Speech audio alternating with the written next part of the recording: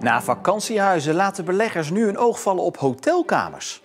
En dat is natuurlijk ten opzichte van een aandeel kopen in bijvoorbeeld een beursgenoteerd bedrijf, heeft dit natuurlijk veel meer emotie en is het ook veel waardevaster. En verder in deze uitzending. Zeeuwen komen in actie voor Oekraïne. En vrijwilligers laten het afweten.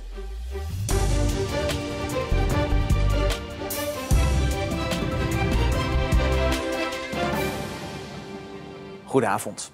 Het wordt gezien als een nieuwe en veilige vorm van beleggen. Investeren in een hotelkamer. Net als bij vakantiehuizen wordt de kamer verhuurd en kan je er als eigenaar ook gebruik van maken. Door het groeiend aantal toeristen in Zeeland is deze vorm van beleggen steeds populairder. Zeeland is gewoon een hele leuke provincie met heel veel mogelijkheden. Strand, we gaan graag naar het strand om te wandelen. Duinen, leuke plaatsen, we shoppen graag, mogelijkheden genoeg. Ja. Zo, we zijn er weer. Zo, binnen. Iedere investeerder heeft zo zijn eigen redenen om te investeren in een hotelkamer. Je kan er zelf gebruik van maken, maar het moet ook een rendement, oftewel geld opbrengen. We hebben het volste vertrouwen in dat het goed komt. Het heeft afgelopen zomer top gedraaid. Volledige bezetting in onze beleggingen. En we zijn eigenlijk heel tevreden. We hebben eigenlijk het recht om een week of 6 gemiddeld genomen per jaar hier te mogen zijn. Die weken plannen ze vooral in het voor- en najaar. En dat is een bewuste keuze. Ja, vanwege de bezetting natuurlijk. Ja. Zeker niet in het hoogseizoen, want je wilt toch een beetje rendement creëren natuurlijk. En we gaan niet dan in de vakanties en in het hoogseizoen. Nee, dat doen we niet. Nee. Investeren in hotelkamers is de laatste jaren in opkomst. Ook in Zeeland wordt het dus steeds populairder. Voorbeelden zijn Hotel Rijks in Goes, de Timmerfabriek in Vlissingen en dit hotel Zeeuws Licht in Dishoek. De vraag daarna die wordt steeds groter, omdat rendement op de bank, dat maak je niet. Het is een heel aantrekkelijk alternatief, omdat je hier, en wij noemen dat sociaal rendement hebt, doordat je het zelf kunt gebruiken. En je ontvangt ook rendement vanuit de verhuuropbrengsten. Dus je investeert in iets waar je zelf ook plezier van hebt. En dat is natuurlijk ten opzichte van een aandeel kopen in bijvoorbeeld een beursgenoteerd bedrijf, heeft dit natuurlijk veel meer emotie en is het ook veel waardevaster. De aankoop van een hotelkamer is al mogelijk vanaf €150.000 en kan oplopen tot 4 of 5 ton. Volgens Peter en Hetty is het risico dan ook te overzien. Wij zien er geen groot risico in. We hebben er eigenlijk heel veel vertrouwen in, omdat Zeeland toch booming is, denken wij. En wat we ook wel zelf ook een beetje deel van zijn, de vergrijzing die slaat steeds meer toe. Valt dat bij mij gelukkig nog een beetje mee. Maar goed, we krijgen steeds meer mensen van onze leeftijd die er graag op uittrekken, denken wij. En dan is Zeeland vanuit Nederland gezien natuurlijk een ultieme plaats, wil ik wel zeggen, om naartoe te trekken. Wat wij eigenlijk beloven in onze rendementsprognoses is gestoeld op een defensieve bezettingsgraad. Zonder het heel ingewikkeld te maken, maar doorgaans berekenen we dat met bijvoorbeeld een bezettingspercentage van 55%. Zodat je eigenlijk al heel snel tot de conclusie komt dat dat het minimaal is. Tuurlijk zijn er risico's aan verbonden, maar die zijn heel overzichtelijk. Voor Peter en Hetty speelt het rendement natuurlijk een grote rol, maar het is niet het belangrijkste. Als ik binnenkom, dan denk ik, dat is toch van ons. Ja, ik heb dan ook niet zo het gevoel van dat hier ook andere mensen verblijven. Ja, als we hier zijn, heb ik zoiets van, lekker, we zijn er weer.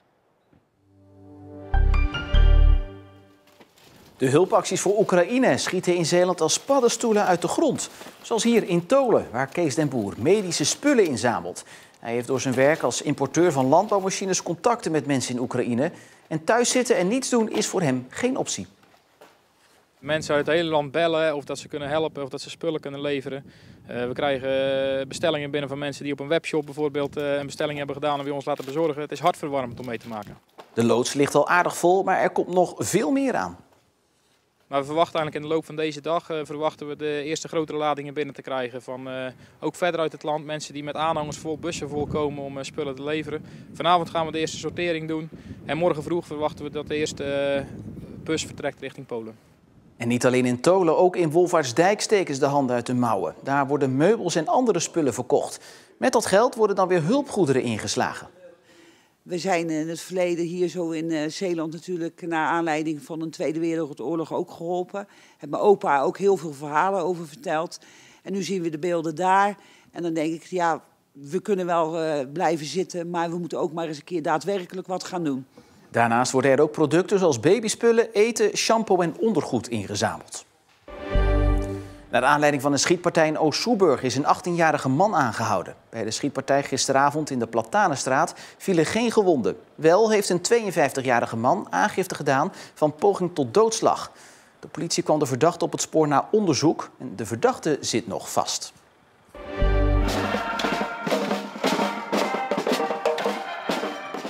Carnavalsmaandag betekent in Sasvagent leuren in Betekoppenstad. En dat voelde na 2 jaar afwezigheid weer oud en vertrouwd. Bij het leuren probeer je op een originele manier iets aan de man te brengen, zoals deze carnavalstest. Ja, het groene vinkje. Alsjeblieft. Hoeveel is? Ah, dat is gewoon prachtig. Elkaar ontmoeten. Een beetje een leuk zottigheidje voor weinig. Allemaal bekende mensen en biertje drinken. Nou, de kinderen vinden het vooral leuk om iets met de kinderen te doen. En de kinderen genieten ervan. Ja, en carnaval in Sasvagent en ook in de rest van Zeeland trouwens duurt nog tot en met morgen. Stapels dozen en pallets vol mondmaskers en handschoenen. De gangen en het magazijn op het kantoor van Zorgstroom staan vol met persoonlijke beschermingsmiddelen. Want in de zorg wordt daar ondanks de versoepelingen nog steeds gebruik van gemaakt. De afgelopen 2 jaar was het flink schakelen voor de medewerkers. Want hoeveel koop je nou in als je niet weet wat er komen gaat? Nou, hier staat opgestapeld de chirurgische mondmaskers, type R2. We hebben hier de isolatiejassen. Als we naar deze kant draaien, hebben we hier nog meer maskers, FFP2's. Ja, de hele gang staat vol, hè? De hele gang staat vol, ja, zeker. We hebben hier de veiligheidsbrillen, de FFP2-maskers. Ik heb wel eens gedacht van, als het nou maar geleverd wordt. Want soms was het wel beschikbaar, maar als er ineens een hele piek is die heel Nederland treft, ja, dan zit iedereen dezelfde spullen te bestellen. Dus dan, ja, hoeveel logistiek moet je optuigen in de keten om dat dan natuurlijk allemaal op de goede plekken te krijgen. Er zijn ook wel eens momenten geweest dat we het mee naar huis namen en dat de avonddienst van die betreffende wijk het bij ons thuis kwam ophalen. Maar dat waren echt uitzonderingen. In principe werd het gewoon op tijd bezorgd. Nou, je ziet hier 3 pallets staan, allemaal met uniformjassen. Nou, in deze doos zitten toevallig 10 pakjes van 10 stuks en er dan 100. Dus ja, we hebben op enig moment wel een situatie gehad dat de pallets echt binnen een paar dagen wel weg waren.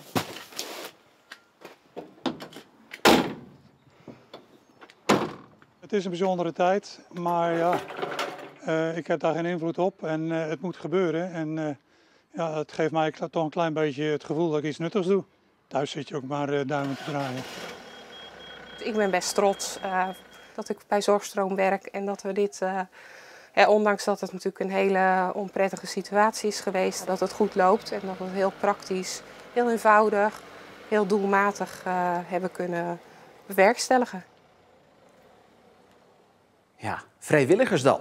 Want als sportvereniging kun je er niet genoeg van hebben. Het fluiten van een wedstrijd of het draaien van een bardienst, het zijn taken die vaak door leden zelf gedaan moeten worden.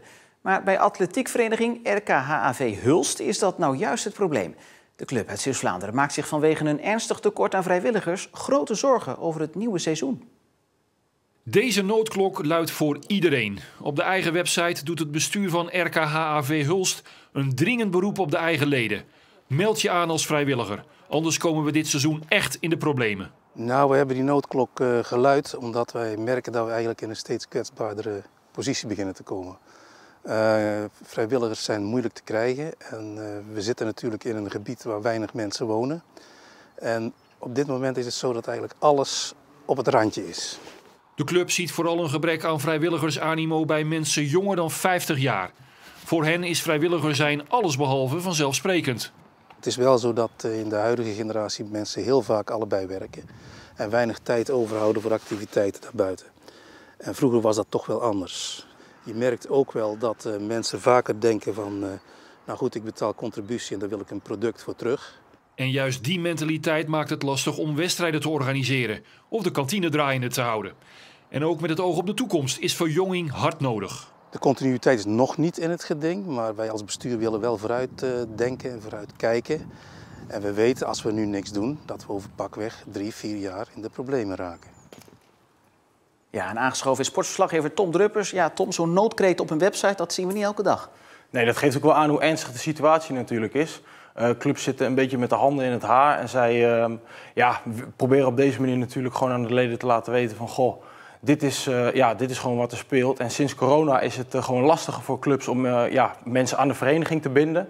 Mensen zijn meer individueel gaan sporten en daardoor proberen clubs het op deze manier zeg maar, te doen. Ja, gaat zo'n oproep op een website nou helpen? Zit het zo aan de dijk? Nou, dat is natuurlijk de vraag, maar er is wel goed nieuws voor RKHV Hulst. Want AV56, dat is ook een atletiekvereniging uit Goes, deed een soortgelijke oproep op de website. En zei, binnen een week waren er 6 aanmeldingen. Dus dat geeft wel aan dat leden een soort wake-up call nodig hebben na corona. Want de vereniging ben je met z'n allen. Maar goed, er zijn ook clubs die het op een eigen manier doen, namelijk Zeelandia Middelburg. Die hebben een soort verplichting voor leden, waardoor ze dus in ieder geval zorgen dat ze genoeg vrijwilligers hebben. We zijn een ontzettend grote vereniging. We hebben alle handjes nodig. Dus we willen dat eigenlijk alle leden met 15 uur een kleine bijdrage leveren aan de vereniging. Zodat we hier op zaterdag en zondag lekker kunnen voetballen met z'n allen. Met meer dan 1000 leden is Zeelandia Middelburg de grootste Zeeuwse voetbalvereniging. Elk lid zet zich per jaar 15 uur in voor de club. Maar helemaal vrijwillig is dat dus niet. We merken dat de meeste leden het begrijpen. We hebben bij de aanmelding geven we het al aan. Maar er zijn ook leden die verbaasd zijn, omdat het deels natuurlijk een verplichting is. Maar wat ik net eerder aangaf, proberen we wel de invulling van de uren zo vrijwillig mogelijk te houden. Want bij Zeelandia Middelburg zien ze dat de agenda's ook zonder de vereniging al overvol zijn. Waar we nu naar streven is om een planning voor een heel seizoen te maken. Zodat mensen weten wanneer ze ingepland zijn en wanneer er wat van ze verwacht wordt. In die zin zit er wel iemand even achter de broek aan, maar ze weten van tevoren dat ze opstaan. Het is een gigantische puzzel om iedere vrijwilliger te betrekken bij het beleid. Maar een andere optie heeft de club niet. Nee, dat zouden wij niet kunnen. We hebben echt alle leden nodig dat ze een kleine bijdrage leveren om hier activiteiten te kunnen organiseren en iedere zaterdag en zondag te kunnen voetballen. Ja, Tom, bij Zeelandia heeft het verplichten dus wel geholpen. Hoe denken andere clubs en verenigingen daarover? Ja, die clubs die worstelen daarmee, want het verplicht stellen van vrijwilligerswerk, dat klinkt natuurlijk al een beetje tegenstrijdig. Maar goed, als dat ervoor zorgt dat je club gewoon draaiende blijft, dan is er natuurlijk wel iets om zeker voor de toekomst te overwegen, denk ik. Oké, Tom, dankjewel. Het was weer een dag met een pluim, want het was zonovergoten dag vandaag. Nauwelijks wolken bij zo'n 10 graden. Maar stel je voor dat dit mooie weer zou gaan wennen. Want morgen is het bewolkt en gaat het van tijd tot tijd licht regenen. Bij maximaal 10 graden. Maar de dagen erna komt de zon langzaamaan weer terug. En daarmee zijn we aan het einde gekomen van Zeeland Nu voor vandaag. Nog een mooie avond.